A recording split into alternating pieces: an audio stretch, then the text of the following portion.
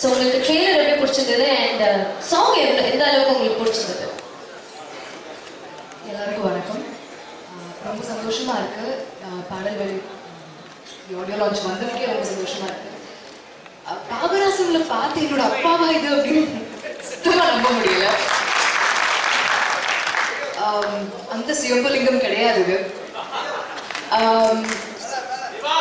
Kamal sir பத்தி பேசிக்கிட்டே போவேன். One of his biggest fans. எல்லா ஆக்டர்ஸும் இதில் நடிச்சிருக்க ட்ரெய்லர் பார்க்கும்போது புரியுது. எல்லா ஆக்டர்ஸுமே அவ்வளோ அற்புதமாக பண்ணியிருக்காங்க. It was so natural. நிஜமாவே அந்த இடத்துல நின்று அந்த ஃபைட் சீக்வன்ஸாக இருந்தாலும் அந்த எமோஷன்ஸாக இருந்தாலும் எல்லாமே அங்கிருந்து பார்க்குற மாதிரி இருக்குது.